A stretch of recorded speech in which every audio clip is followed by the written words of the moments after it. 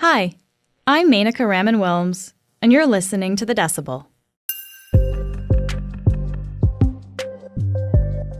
The return to the office hasn't exactly been a smooth journey for some companies. And as a result, a lot of offices in those shining towers in Canadian downtowns are sitting empty. The Globe's real estate reporter, Rachelle Younglai, is here to explain who's feeling the strain now that hybrid work has become the new normal. This is The Decibel from the Globe and Mail. Rachel, thank you so much for being here today. Thanks for having me. So let's just start by putting this office vacancy rate into some context here.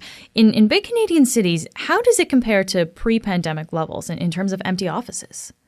Well, in Toronto, we're at 15%. In Vancouver, we're at 11.5%. And in 2019, they were both below 5%. And if we go back and we compare it to previous downturns, I mean, they're higher than the Great Recession, which was in 2009, and it's even higher than after the dot-com bubble burst in the early 2000s. Okay, so this is significant then. Of course, these vacant spaces are owned by companies. So can you just give me some examples of what type of companies are affected by this? Yeah, some of the companies that are trying to give up space right now are financial services companies like CIBC, accounting companies like PricewaterhouseCoopers, and of course tech companies. And they range from names that you would probably know, like Plenty of Fish, to other ones that are less well known, like Diligent and Intellex. Okay. So let's unpack this a little bit. Obviously, if there's an increase in vacancies, we've got a supply and demand issue here. There's too much space for companies and not enough people in them, frankly. There's also a lot of cranes in the sky, at least in Toronto. There's new building happening here. So what's happening on the supply side of the equation?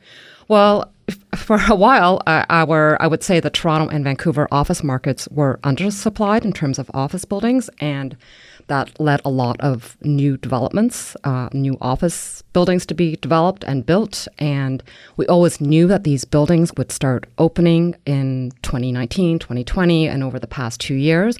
And so what we've seen is all these buildings are finished, they're completed, and they're opening, and their space is open. And now these new tenants are moving into these spaces, and those tenants are leaving their old spaces behind. So in terms of supply, we're seeing a lot of supply come onto the market. Okay, so they're trying to move into new spaces and then I guess sublet or sell the other space? Sublet, exactly. Sublet okay. their old space, yes. And can you give me an example? I think the CIBC example is an interesting one here. Can you tell me what's going on with that? Yeah, so CIBC is one of the major lenders in Canada, and they are moving into a large new office tower in downtown, and it's called CIBC Square, and it's basically two 50-story towers, and that equals to about 3 million square feet, which is a lot considering that Toronto office space is about 80 million square feet, so 3 million is quite a lot to add. So CIBC is moving their employees into CIBC Square, and at the same time, they need to get rid of their old space, the space that they're currently in. Right now, I think they're trying to get rid of over 400,000 square feet in 5 different buildings in downtown. I guess I wonder, why not just break the lease? They can't break the lease without paying a huge penalty, so yeah. And these are not, when I think of a rental lease, that's a year or two. It sounds like these are different kinds of leases. Yes, you're exactly right. They're multi-year leases. They're not one-year leases. They can be, upwards of 10 years. Okay. One of the big factors here, of course, is that there aren't employees to fill these spaces because everyone's used to hybrid work now. We're not actually used to coming into the office all the time. So how is that playing into all of this? Well, what's interesting is that a lot of companies did not really deal with the return to the office until 2022, because as you remember, in 2020, there were the lockdowns and requirements to stay at home. And then 2021, the return to the office was constantly being pushed out because of the new waves of COVID. And this year is the first year where companies have been able to say, okay, everyone is back in the office. This one company, we saw them go through this cycle where in 2020, this company is called Intellex. They tried to give up all their space, not all the space, but a lot of their space in 2020. They put it on the sublet market. And then in 2021, they said, no, we want the space back because our employees want to come back to the office. And then in this year, they put their space back up on the sublet market. And when I spoke to them, they said, well, remote work has been here for 2 years and our employees, they've changed the way they work. So now they're giving their space back up. So really, companies are just figuring out how they're going to use their office space right now. And this is the first year that they've really been able to see how their employees are reacting. Okay, so we're seeing some companies kind of cut down on the space. Are there some companies, though, that are getting rid of their space altogether because they're not going to have people in the office? So no company has told me that they're getting rid of all of their space, but a lot of companies are trying to get rid of a lot of their space. And I'll just give you an example with PricewaterhouseCoopers. I mentioned them earlier. It's an accounting firm, and their Canadian head office is in downtown Toronto. And in the first year of the pandemic, they got rid of 2 floors. And since then, they're trying to get rid of even more space because so much of their workforce is remote, and they just don't need it. That's one example. Okay, yeah. And we know after, being in this pandemic hybrid work environment for a while, employees tend to like the flexibility of this, but companies do tend to want their employees back in the office. I guess, why haven't we seen a fuller return to work for a lot of companies that we're talking about here? A lot of office workers are saying, if I can't have flexibility and I can't work some of the days remotely, I'm going to quit and I'll find a job somewhere else. And because the labor market has been so tight and because it's been relatively easy to find a job, workers have been able to dictate how and where they work. Now, that might change if the economy changes, the economy slows down, and employees don't have as much freedom to find another job, or there are fewer opportunities for them to find another job. They may be forced to go back into the office full time if their employer requires them to be back in the office full time. But we're not seeing that yet. Okay, interesting. So at this point in time, it seems like, I guess, employees do have the upper hand in a way because there's that demand for their work. Yes. Some of the companies that are facing this as well are tech companies. And in fact, there have been significant layoffs at some of the really big ones like, Meta, Twitter, Amazon. We're hearing about this in this part of the year now. How has the tech crunch that we've been seeing lately playing into all of this? So we're not seeing the large companies give up office space yet in Canada. We're seeing the smaller companies give up space. So Plenty of Fish, for example, or Kabam, it's a online gaming developer. They're trying to give up space. A smaller company like Finance IT, which is in downtown Toronto, they're trying to give up space. It's starting to affect the smaller companies, so smaller companies that rely on venture capital funding. So some of that funding has dried up. And so because they're not getting as much capital or getting as much funding, and because their workforce has largely told them we want to work at home, they're the first ones to give up space. And we saw that also at the beginning of the pandemic in 2020. It was a lot of the smaller companies, the small cap companies that were giving up space first. So that's what we're seeing right now. But we're not really seeing it with the larger companies. And I guess is that just because it hasn't got to that extreme level yet? Like if this trend continues, might we see it with bigger companies? Yeah, we might see it with bigger companies. Yeah, we might. We do know that some of the larger companies had been looking for more space in Toronto, and they have kind of put that on hold. And in 2021, we saw some U.S. tech companies were looking for space in Toronto. They, too, have put their searches on hold or on pause while they're trying to figure out what's going on with the economy. So, we haven't seen the larger companies like Meta cut space yet. We'll be back in a minute.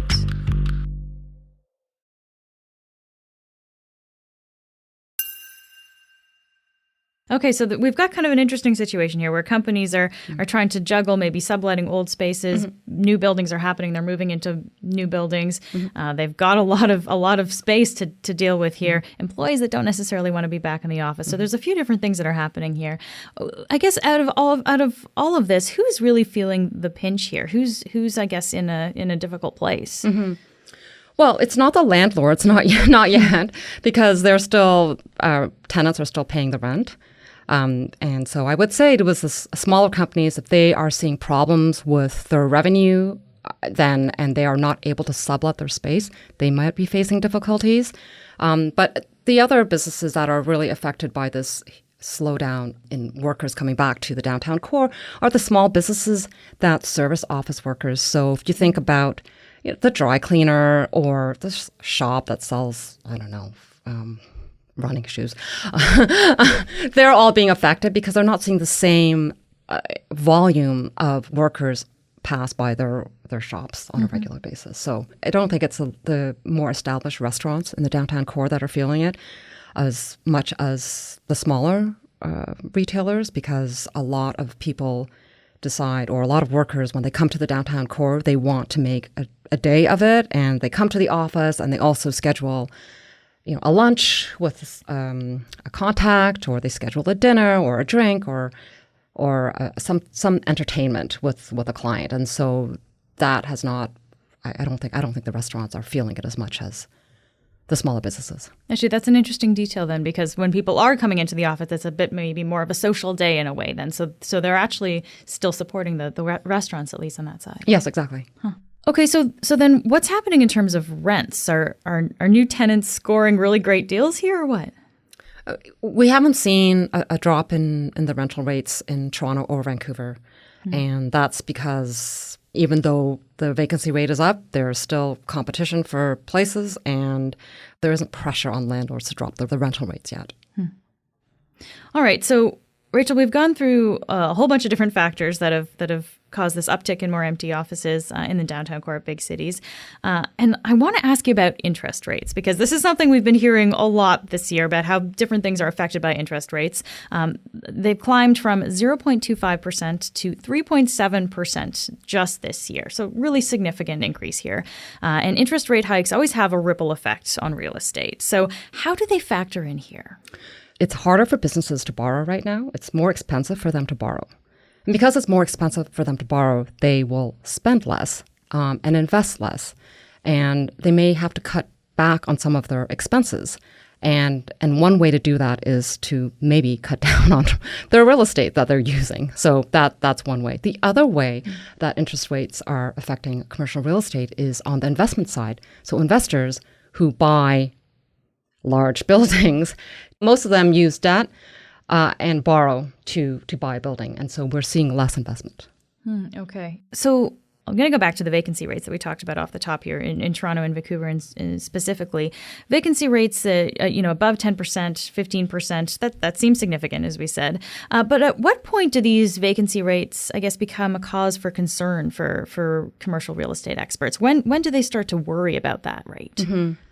So Calgary would be the prime example. As you know, there was a lot of building of new office buildings in Calgary during 2013. And when the commodity prices crashed, including oil prices, a lot of energy companies scaled back.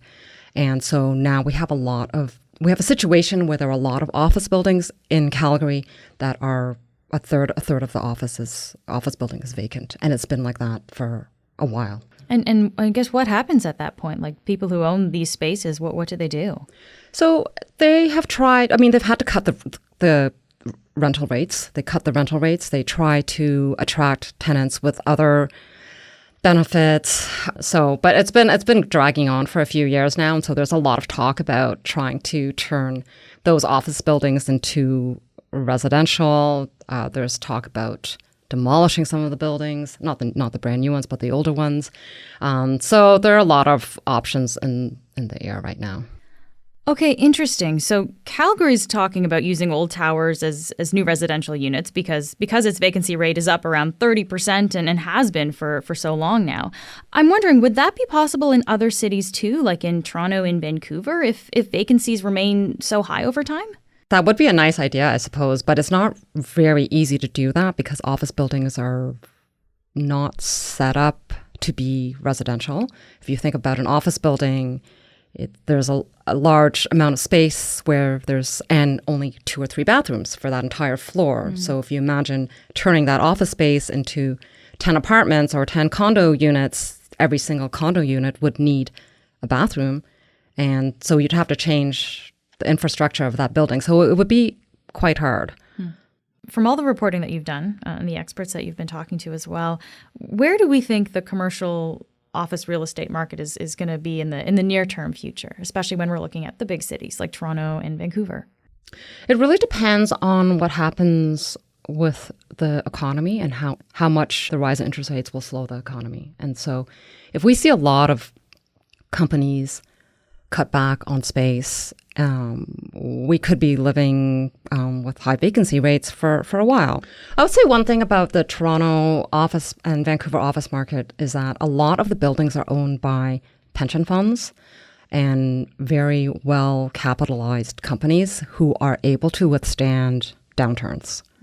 And so even if there is a higher than normal vacancy rate like we're seeing right now, a lot of them can hold their buildings and wait until we go through a recession or a downturn.